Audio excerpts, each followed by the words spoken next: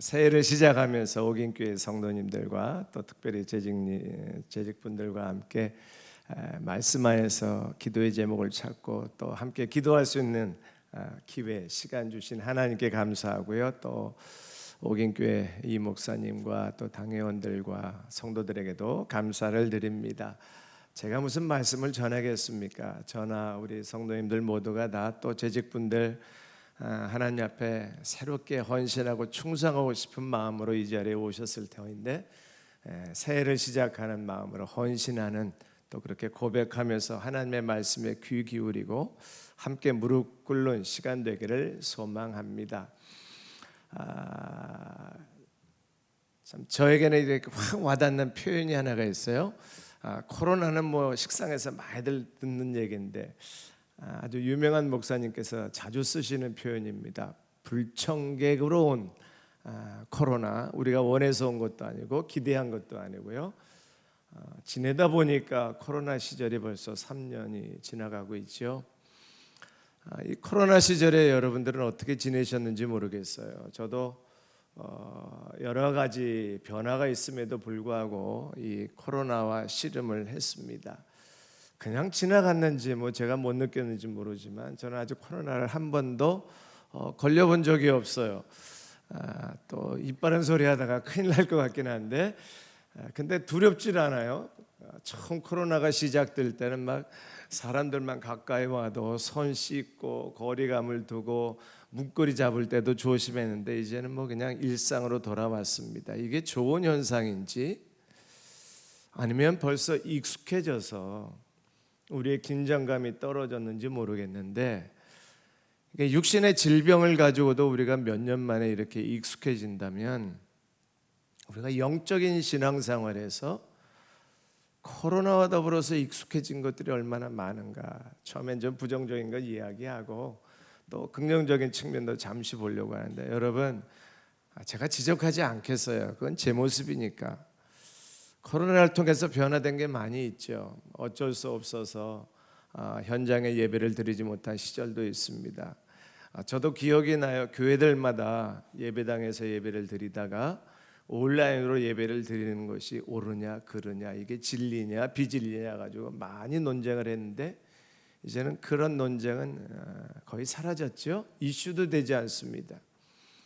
여기까지 말씀드릴게요. 온라인도 필요하고 현장 예배도, 대면 예배도 필요한데, 과연 그런 변화 속에서 우리가 하나님 앞에서 우리의 중심이 흔들리지 않았는가. 한 번쯤은 23년을 시작하는 우리 옥인교회 성도님들, 또 특별히 재직분들, 또 저를 포함한 모든 주의 백성들, 한국교회 성도들이 함께 오늘 말씀으로 좀 고민하고 싶어서 이런 제목과 주제를 잡았습니다. 잘 아는 말씀이라 원래는 29절까지 본문이 연결되어 있는데 그냥 소개만 해드리면서 오늘 본문을 18절까지로 잡았습니다. 이 코로나가 가지고 온 영적인 질병, 근데 꼭 이렇게 부정적인 것만은 아니고요, 긍정적인 것도 많이 있어요. 온라인의 이런 모임이나 강의나 여러 가지 회합들이 굉장히 많은 장점으로 다가오고 아주 급속도로 2, 3년 사이에 발전했습니다. 특별히 외지에 흩어져 있는 선교사님들에게 또 시간상, 거리상 모이기가 어려운 그런 조건 속에서 세미나도 하고 강의도 하고 회의도 하고 하는 면에서는 이 온라인의 장점이 굉장한 축복의 통로로 사용될 가능성이 많고 이미 그것을 누리고 있고 많이 연구되어 있습니다만, 그런 코로나 상황으로 오는 장단점이 우리의 영적인 면에서 어떤 도움을 주고 어떤 경계심을 가지고 오늘 말씀을 들어야 되는가, 저 서론으로 한번 같이 고민하면서 우리의 현 주소를 찾아보고자 합니다. 실제로 코로나에 대해서 우리가 논쟁들을 많이 했어요. 오늘 본문에 나온 제자들의 모습과 아주 유사합니다. 이걸 잘했다 못했다, 믿음이 있다 없다를 떠나서 우리의 현주소를 한번 오늘 말씀을 통해서 같이 생각해 보기를 원합니다. 하나님께서 이 시대에 우리를 부르셨고 우리의 신앙생활을 여기까지 인도해 오셨는데 우리 신앙생활 잘 해왔잖아요. 열심을 내서 헌신하고 충성하고 또 뜨겁게 기도하고 하나님 나라 확장을 위해서 옥인교회도 또 우리 한국교회가 또 각각 성도들 뿐만 아니라 공동체 속에서 하나님의 일을 최선을 다해서 달려왔습니다. 그동안 교회에 대한 여러 가지 이야기들도 있지만 코로나를 지내오면서 우리가 그동안 신앙생활 잘한 줄 알았고 열심을 내서 충성한 줄 알았는데 이렇게 무너질 수가 있나 하는 허탄한 마음을 갖는 성도들, 교회들도 이건 한국교회만이 아니라 세계 교회가 지금 그런 고민을 하잖아요. 근데 하나님께서 늘 위기 때마다 그 위기를 극복할 수 있는 기회도 주시고 은혜도 주시고 도전이 올 때마다 거기에 따라서 영적으로 대비하고 응전하고 그 도전을 극복하면 더 큰 은혜를 부어주시는 교회의 역사와 우리 개인 신앙의 역사를 놓고 본다면 23년을 통과하고 이제 시작하는 우리 옥인교회뿐만 아니라 우리 모두가 다 이제는 뭔가 우리가 새롭게 준비하고 새로운 부흥의 때를 새로운 하나님의 역사를 기대하고 그렇게 출발할 때가 되지 않았나. 저 개인적인 생각뿐만 아니라 오늘 말씀을 통해서 어려움 속에서 위기 속에서 논쟁하고 있었던 제자들에게 너희들이 믿음의 기도를 하라고 말씀하시는 주님의 음성처럼 그 주님의 음성을 듣고 저와 여러분들에게 이제는 논쟁하고 씨름하고 변론하지 말고 믿음의 기도로 출발하라고 말씀하시는 주의 음성을 함께 듣는 저와 여러분 되기를 소망합니다. 오늘 배경 잘 아시죠? 그래서 긴 설명은 드리지 않겠는데 지금 변화산에서 예수님과 특별히 세 제자만을 데리고 올라가셨습니다.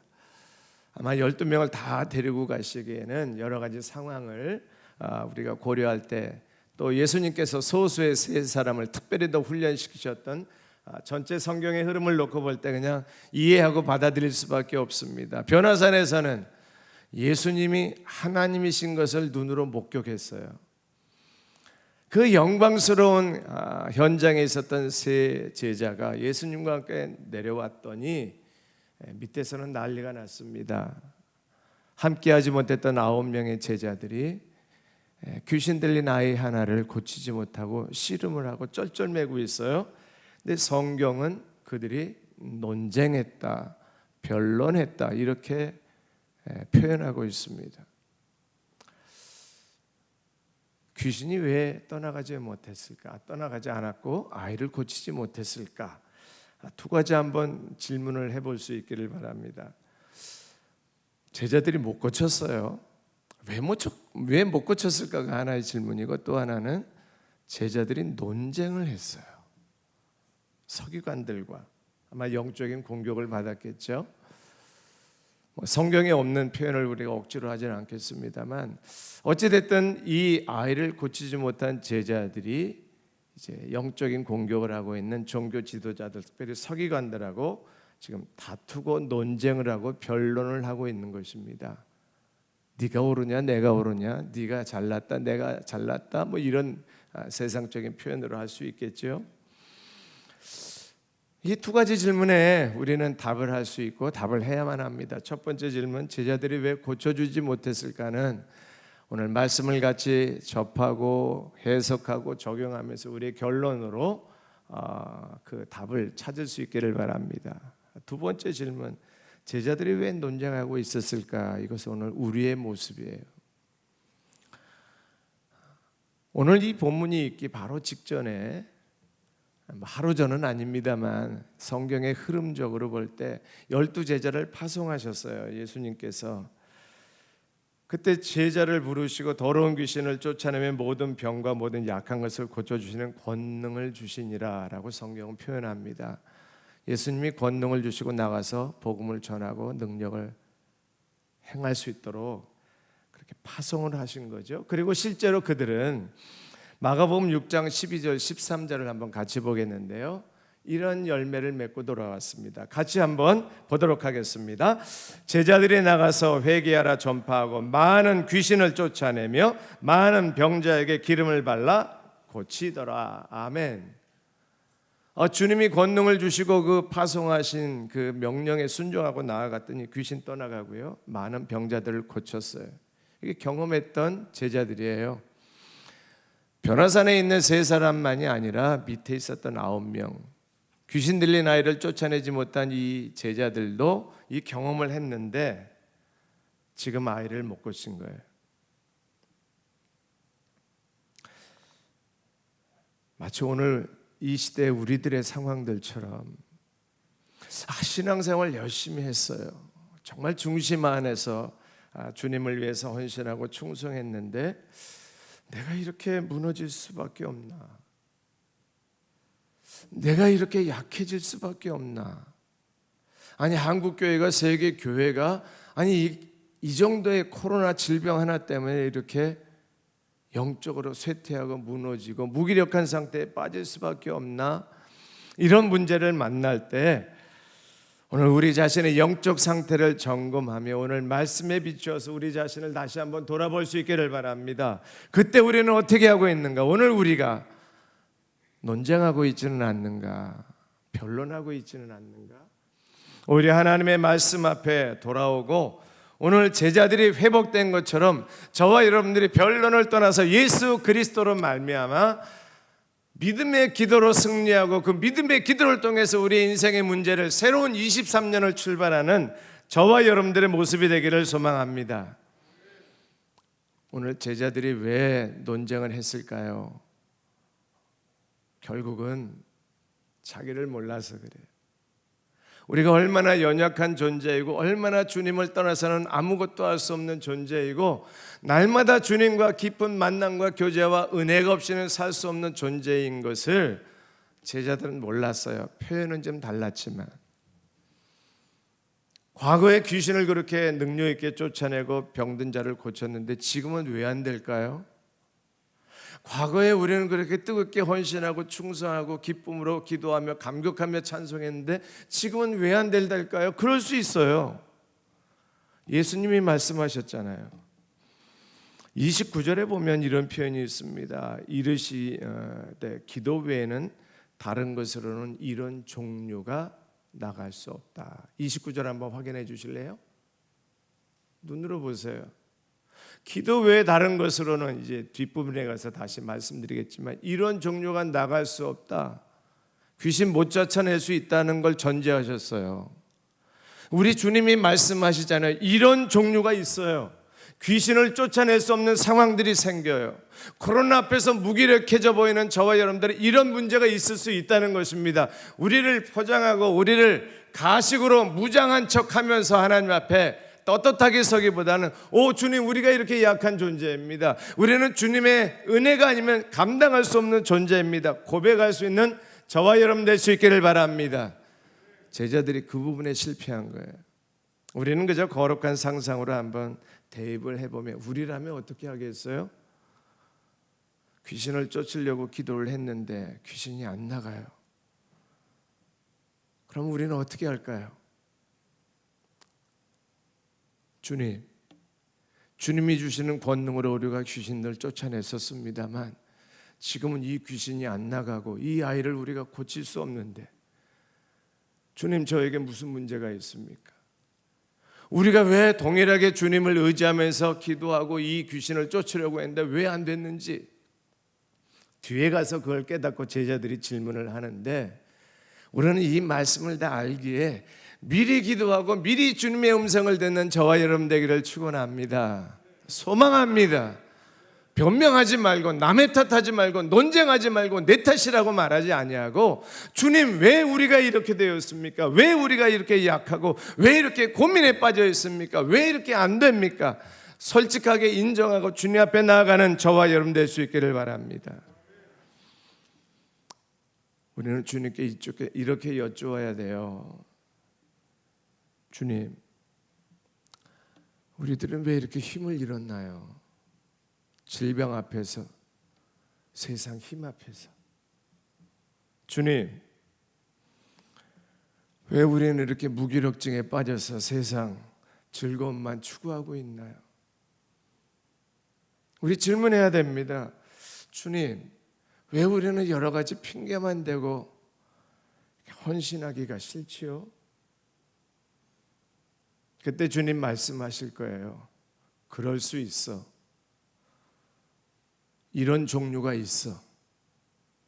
우리가 완벽한 존재도 아니고요. 우리가 그렇게 열심히 충성하고 여기까지 달려왔지만 그것으로 만족할 수 있는 존재, 항상 그럴 수 있는 존재, 쉬운 말로 말하면 항상 성령 충만할 수 있는 존재가 아니라 한시라도 방심하고 한시라도 내 의의가 드러나고 내 경험이, 내 지식이, 내 능력이 앞서면 이렇게 쩔쩔맬 수밖에 없는 존재임을 깨닫고 주님 앞에 무릎 꿇고 우리가 이렇게 안 되는 것 주님이 아시지요. 이런 종류는 주님이 해결해 주셔야 되는 것 주님이 너무 잘 아시지요. 그렇게 고백하고 주님께 한 걸음 더 나아갈 수 있기를 바랍니다. 우리 남의 탓할 것도 아니고 환경 탓할 것도 아니고 내 문제예요. 우리의 문제예요. 옥인교회의 문제고 한국교회의 문제고 세계교회의 문제고 이것은 우리가 직면하고 있는 이런 종류는 주님의 은혜 없이는 감당할 수 없음을 고백하는 자들을 통해서 다시 회복과 부흥의 은혜를 주실 줄로 믿습니다. 우리는 다시 일어나야 돼요.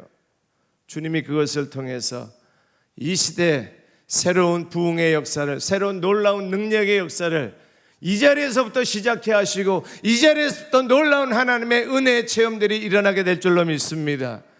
여러분 가정에서부터 이런 일들이 일어날 것이요, 나라부터 시작된 하나님의 놀라운 역사가, 부흥의 능력이 오늘 제자들의 문제를 해결해 주셨던 예수님의 답변을 통해서 임할 수 있기를 소망합니다. 이제 중요한 우리의 적용 문제가 나오잖아요. 인정을 합니다. 하나님, 이것이 우리의 문제이고, 과거에는 우리가 기도 한마디에 예수 그리스도의 권능으로 귀신을 쫓아내고 병자들을 고쳤는데 지금은 우리가 이렇게 어린아이의 질병 하나, 귀신 하나 쫓아내지 못하는 초라한 모습인데, 하나님, 우리가 변론할 것도 아닙니다. 논쟁할 것도 아닙니다. 남이 탓하고 내가 옳다고 말할 것도 아니고 이것이 나의 현 주소인데 주님이 어떻게 하면 좋겠습니까? 그때 주님이 하신 말씀을 29절을 가지고 다시 확인해 보겠습니다. 한 번 더 같이 읽죠. 시작. 이르시되 기도 외에 다른 것으로는 이런 종류가 나갈 수 없느니라 하시니라. 아멘. 마태복음에도 동일한 내용이 나오는데요. 마태복음 17장에는 기도 외에는 다른 것으로 말씀하시지 않고요, 믿음이 작은 까닭이라고 말씀하셨어요. 이유가 두 가지이기도 하고요, 또 달리 해석을 하면 그 두 가지를 묶어서 하나로 표현이 가능합니다. 기도 때문이야, 믿음이 약해서 그런 것이야, 두 가지를 하나로 묶으면 믿음으로 기도하지 않아서 그래, 이 말씀이에요. 저는 이 말씀을 문자적으로 각자 적용하고 오늘 밤 우리의 신앙생활의 새로운 출발, 새로운 전환점이 되는 계기가 되기를 소망합니다. 믿음의 기도가 없어서 그런 거예요. 뻔한 이야기죠. 다 아는 이야기죠. 이 제자들이 기도가 없었나요? 기도하고 고쳤을 거예요. 예수 이름으로 명하노니 귀신아 물러가라. 근데 안 물러간 거예요. 그리고 주님께 묻잖아요. 왜 우리는 못 고쳤지요? 주님은 바로 고치시는데, 주님이 말씀하시니까 바로 떠나갔는데 왜 우리는 귀신을 쫓아내지 못했나요? 질문할 때 예수님 하신 말씀이 조금 전에 나눈 그 말씀이에요. 믿음의 기도가 없어서 그렇다. 두 가지를 나누면서 다시 하나로 화합하고 뭉쳐서 결론으로 기도하기를 소망합니다. 믿음이 적은 연고예요. 저도 자존심 상하고 여러분들도 자존심 상하죠. 우리가 믿음이 없다고요? 아니요, 우리 믿음이 있어요. 그런데 그 믿음에 대해서 오늘 한 번쯤은 다시 한번 생각해보고, 그저 어린아이들에게 주일학교에서 가르치는 그런 믿음도 있지만 좀 더 성숙한 그리스도인다운 믿음으로 저는 믿음을 이렇게 한번 다양하게 설명할 수 있지만 한 표현으로 정의하고 싶어요. 여러 개 중에 하나의 표현으로 생각하시면 좋겠는데 오늘 말씀에서는 저는 이렇게 적용합니다. 믿음은요, 주님과의 친밀감이에요. 내가 주님과 얼마나 친밀한가. 지금 제자들이 귀신을 쫓고 못 쫓고의 문제가 아니라 예수 그리스도의 명령, 예수 그리스도의 약속, 예수 그리스도가 부어주신 권능을 신뢰하고 의지하고 주님이 주시는 그 확신 속에서 나아갈 때의 제자들의 믿음과 한번 경험하고 우쭐하고 교만하고 자랑거리가 생기고 무엇인가 했네라는 성취감과 교만함이 깃들어 있는 이 9명의 제자들의 믿음은 인격이 달라졌어요. 수준과 격이 달라졌어요. 내가 드러나면 주님이 약해지시고요. 내가 자신감이 넘치면 주님의 능력이 약화되고 주님이 작아지십니다. 그게 주님과의 관계예요. 그것이 주님과의 친분이에요. 주님과 가까운 사람은 절대 자기가 드러날 수 없어요. 주님과 친밀한 교제 속에 있는 사람은 주님이 하셨습니다라고 고백하지요. 내가 했습니다라고 말하지 않아요. 주님과 친밀한 관계에 있는 사람들은요, 지금 내가 이 순간에 귀신을 쫓아내고 병자들을 고치는 거 주님이 하시는 것입니다. 아시잖아요. 주님이 나 같은 것을 부르셔서 이 놀라운 사명을 주신 것은 주님이 하신 것입니다. 주님이 지금 은혜 주셔야 내가 감당할 수 있습니다. 이것이 주님과의 친밀감인데요, 그런 친밀감이 멀어지고 주님과 좀 소원한 관계에 있으면 그때부터 내가 드러나요. 그래서 내가 뭔가를 해야 되고 내가 무엇인가를 결정해야 되고 내 힘으로 감당하려고 하니까 잘 안 되잖아요. 모든 건 내려놓고 주님 앞에 다시 나아가고 주님과 가까워지고 친밀감을 누리는 저와 여러분 되기를 소망합니다.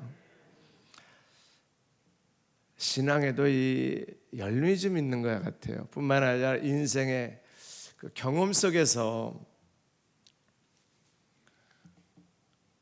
삶의 경험에서 나오는 하나님과의 만남, 하나님과의 교제, 하나님과의 친밀감의 표현이 좀 달라요. 이런 비유가 있죠. 하나님 아버지. 제가 대학교 3학년 말에 이제 예수님을 만났어요. 그때는 막 젊은 혈기에 정말 주님을 위해서 헌신하고 충성하는 것, 주님이 나 같은 것을 사랑해 주신 것에 대해서 너무너무 감격했잖아요. 그때도 주님과 친밀했지만 느끼는 감정이 그 친밀감의 표현법이 좀 달랐던 것 같아요. 오히려 내가 더 주님을 위해서 열심히 충성하고 헌신하고 내 삶을 드리고, 여러분 많은 분들이 이제 재직이시고 우리 청년들도 계신데, 여러분 인생에 우리가 한번 주님을 위해서 헌신하고 충성합니다, 내가 주님을 위해서 내 삶을 헌신합니다, 그런 고백 한 번 이상은 해보셨잖아요. 그런 은혜 속에서 지금까지 신앙생활 해오신 줄로 저는 확신합니다. 맞지요? 그런 은혜가 없다면 이번 교회 한 번 더 헌신하고 주님을 위해서 내 생명을 바치겠습니다 고백해보는 은혜가 임하기를 축원합니다. 저는 신학을 할 때 그런 고백을 한번 했어요. 뭐 남들 목사님들 다 하실 수 있는 이야기니까 저도 그냥 곁다리 함께 고백을 한다면, 주님을 위해서 인생을 헌신해 보는 것 필요해요.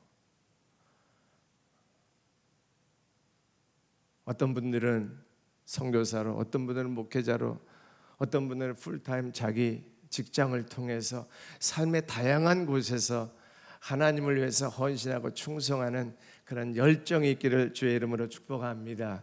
그런 은혜를 주신 하나님이 우리를 붙잡고 계시고 여기까지 인도해 주셨잖아요. 근데 결혼을 하고 아버지가 되고 보니까 하나님의 사랑과 헌신에 대한 느낌이 좀 달라진 것 같아요. 제 경험을 그냥 간단히 공유합니다. 하나님 아버지의 사랑이 있잖아요. 제가 좀 인생을 조금 이제 살고 할아버지가 되니까요, 하나님 아버지의 사랑과 하나님 할아버지의 사랑이 달라요. 하나님께서 인생의 부모의 사랑을 통해서 하나님의 사랑을 가장 잘 보여주셨다고 생각하는데, 제가 좀 나이가 들고 보니까요, 하나님의 사랑은 부모 사랑이 아니고요, 할아버지 할머니 사랑이에요. 동의를 못 하실 것 같은데 할아버지가 돼 보면 아세요. 제가 왜 이렇게 인간적인 표현에 비유를 드리는가 하면 하나님과의 깊은 만남과 교제, 그것이 믿음이라면 그 하나님과의 신뢰, 하나님과의 교제, 하나님과의 만남이 깊어지면 깊어질수록 그 신뢰를 통한 믿음이 더 확고해져서 인생을 하나님께 바치게 될 줄로 믿습니다. 아버지 사랑과 할아버지 사랑의 차이점이 뭔지 아세요? 아버지 사랑은 원하는 거 다 해줘요. 근데 할아버지 사랑은요, 말하지 않아도 먼저 줘요. 장난감에 가서 아이가 장난감을 사달라고 하면 아버지는 사주는데요, 할아버지는 어떻게 하는지 아세요? 이거 안 필요해? 이거 사줄까? 됐다고 해도 또 다른 거 한번 안 살래? 너 이거 좋지 않아? 원치 않는 것도 주시는 하나님, 그 할아버지 하나님, 이거 신학적인 문제가 아닙니다. 그 하나님과의 긴밀한 교제 속에서 나의 무능함과 나의 약함에도 불구하고 나를 사용하시기를 원하시는, 나에게 부어주시기를 원하시는 하나님과 교제할 수 있기를 바랍니다. 그게 주님과의 친밀감이고요, 그게 믿음이고요. 그런 믿음을 가지고 우리는 능력을 행하고 기적을 행하고 이 땅에서의 삶을 승리하며 살게 될 줄로 믿습니다. 무리를 걸었던 베드로 잘 아시잖아요. 저는 베드로의 약함을 참 좋아합니다. 넘어지는 것이 우리들의 모습이니까 감사한데요, 그 무리를 걸었던 베드로를 생각만 하면 참 멋져요. 실패가 아니고요, 세상 역사에서 인간이 무리를 걸은 사람이 있습니까? 전무후무한 일이에요. 하나님이신 예수 그리스도, 인간이시면서 하나님이신 예수님만이 무리를 걸어오실 수 있는, 하나님이 하실 수 있는 일을 유일하게 인간 베드로가 했는데, 그 베드로가 무리를 걸었던 것 아시잖아요. 그 순간의 주님과 베드로의 관계, 그것이 저와 여러분들의 관계가 되기를 소망합니다. 하나님이신 예수님이 명령만 하시면 다 되는 거예요. 인간으로 볼 때 그래서 물에 빠져들어가잖아요. 주님과의 관계가 조금 멀어지고 환경을 보니까 빠져들어갔는데, 저는 빠져들어간 실패를, 베드로를 말하고 싶지 않냐고, 처음 물 위에 발을 딛고 걸어갔던 베드로, 그에겐 아무것도 안 보이고 예수 그리스도만 보이시는 거예요. 하나님이신 예수님, 풍랑을, 바람을 잔잔케 하신 예수님이 말씀만 하시면, 예수님이 오라 하시면 나는 무리를 걷겠다고 물속으로 뛰어들어가는 그 베드로와 예수 그리스도의 친밀한 교제가 저와 여러분들과의 친밀한 교제가 되기를 소망합니다. 저는 무리를 걸을 만큼 주님과 가깝지는 않지만 베드로의 그 모습이 나의 삶에 적용되기를 소망합니다. 저와 여러분들, 우리 모두에게 동일한 소망이 될 수 있기를 바랍니다. 다니엘과 세 친구가 어떻게 음식을 거절할 수 있을까요? 다니엘서 1장 8절, 잘 아는 말씀이니까 간단히 넘어갑니다. 같이 보겠습니다. 다니엘은 뜻을 정하여 왕의 음식과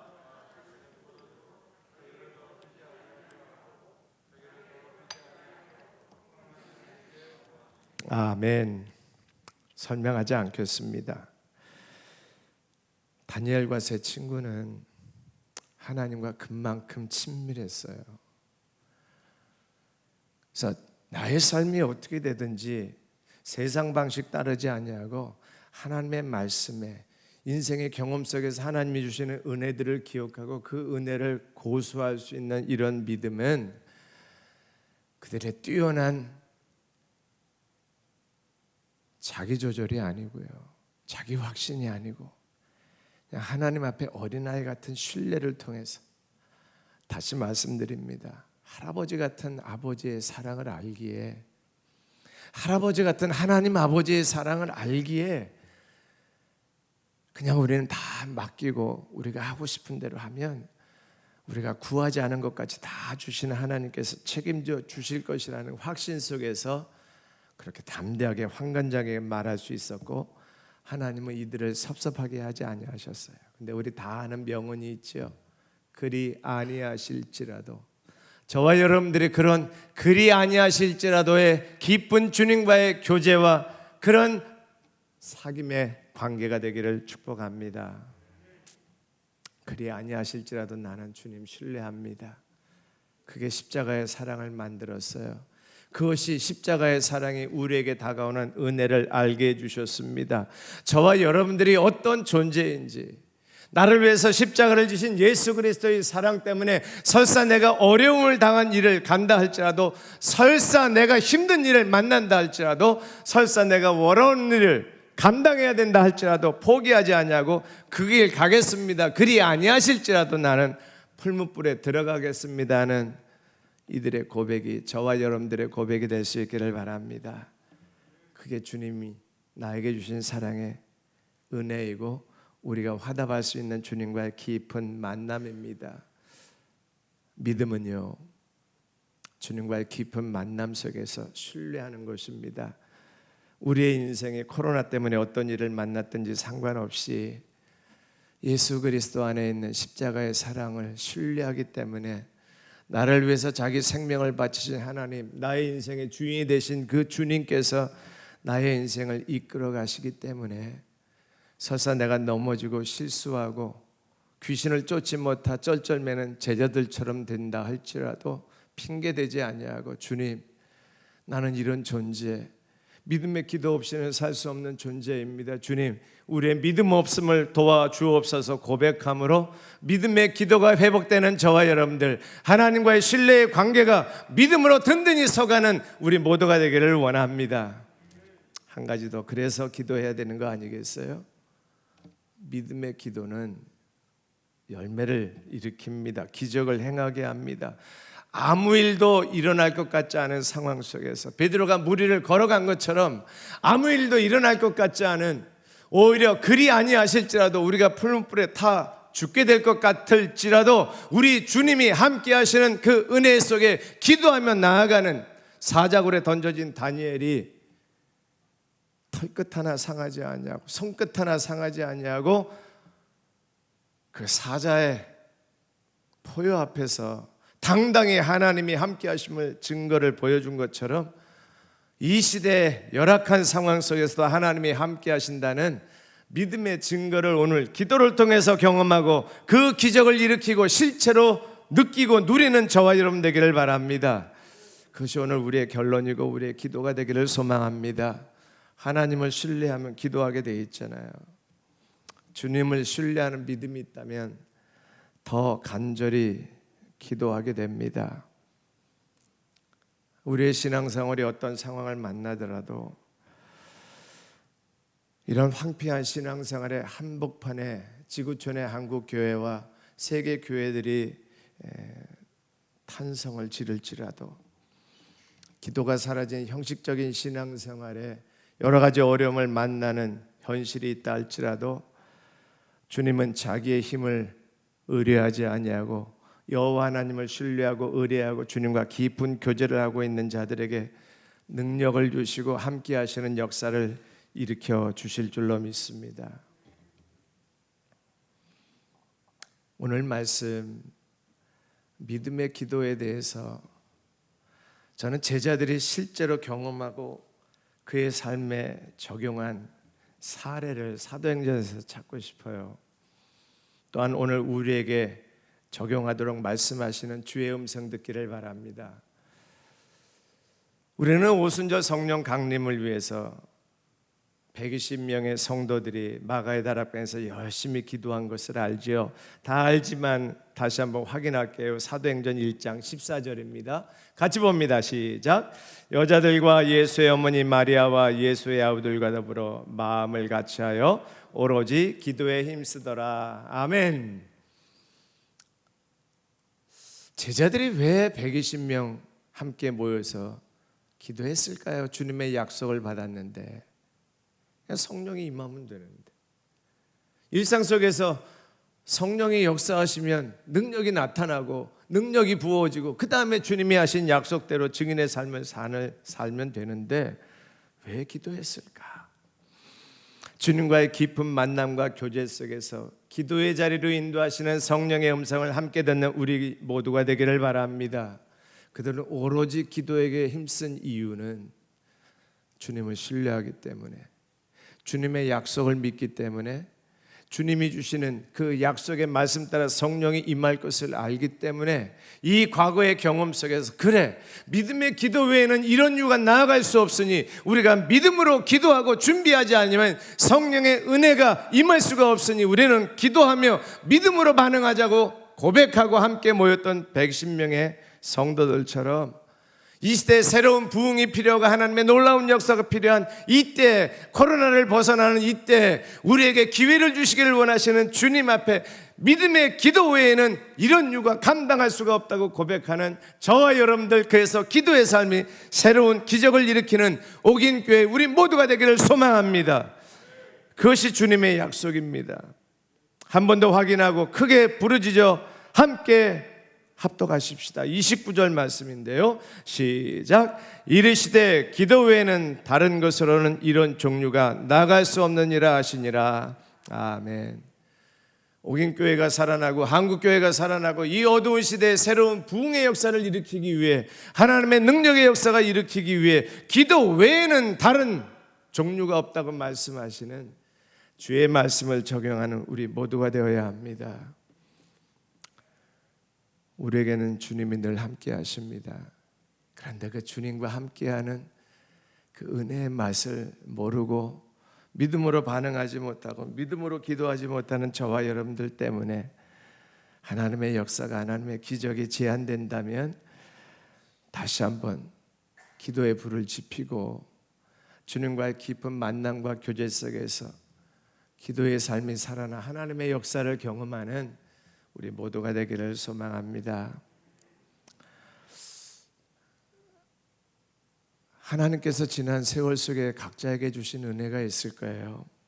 그래서 우리 귀한 옥인교회 공동체 안에서 하나님이 직분을 주시고 귀한 일을 맡겨주셨는데 오늘 제자들처럼 서로 논쟁하며 서로 남의 탓하며 자기 변명하고 패배주의에, 냉소주의에 빠져있는 일상적인 모습 속에서 우리가 벗어나, 이건 우리의 문제가 아니라 하나님과 깊이 관계를 맺은 신뢰함의 그 근거를 믿음의 기도가 없는 우리들의 신앙생활의 패턴과 기도생활의 변화가 필요한 모습이다. 우리는 원래 그런 존재이지만 그런 존재이기 때문에 예수 그리스도로 말미암은 성령의 은혜가 임하고 우리가 여기까지 은혜로 신앙생활했다면 그 믿음의 기도만 회복되면 우리에겐 다시 새로운 시대가, 새로운 부흥의 역사가, 놀라운 성령의 역사가 임할 것이라고 하는 확신을 가지고 일어서는 저와 여러분 되기를 소망합니다. 우리 23절 말씀으로 우리 기도하겠습니다. 23절 말씀인데요, 같이 봅니다. 시작. 예수께서 이르시되 믿는 자에게는 능히 하지 못할 일이 없느니라 하시니. 아멘. 그렇습니다. 우리에게는 할 수 없는 일이 없습니다. 다 할 수 있어요. 대신에 주님을 신뢰하고 주님께서 기적을 베풀어 주신 그 은혜를 사모하고 간직하고 과거의 경험에서 멈추지 아니하고 과거에 귀신을 쫓아냈던 제자들이 다시 예수 그리스도의 능력을 회복하고 귀신을 쫓아내고 하나님 나라 확장에 쓰임받았던 것처럼 저와 여러분들에게 믿음의 기도를 회복시켜 주시고 새롭게 쓰임받게 하실 주님의 은혜를 사모할 수 있기를 바랍니다. 하나의 간증을 드리면서 자기 간증을 한번 간직하고 기도합시다. 여러분, 인생의 어려운 문제가 닥쳤을 때 어떻게 반응하시나요? 어쩌면 이 시대의 모습일 수도 있지만 기도하시나요? 누구나 다 기도는 한다고 말합니다. 그런데 그 기도에 믿음의 고백이 있나요? 그 기도 속에 주님과의 깊은 만남과 교제 속에서 나오는 예수 그리스도를 신뢰하는 믿음으로 기도하나요? 쉽지 않습니다. 어느 부흥하는 성장하는 큰 교회 미국 목사님의 간증을 책에서 봤어요.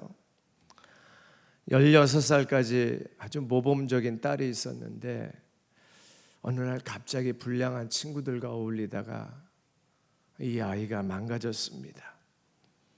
결국은 가출을 하게 되고 임신까지 했어요. 그 일로 가정은 아주 어두웠습니다. 2년 반 동안 이 목사님이 씨름하면서 기도했어요. 그러면서 하나님 주시는 평안을 누렸습니다. 목회는 오히려 교회가 성장하고 은혜가 넘쳤어요. 근데 가정에만 돌아오면 자기 딸 때문에 마음이 무거웠습니다. 본인의 표현대로 집에서 교회로 가는 동안 울면서 기도하기를 매일매일 했답니다. 그렇게 수년이 지나 목사님의 마음은 평안이 임했어요.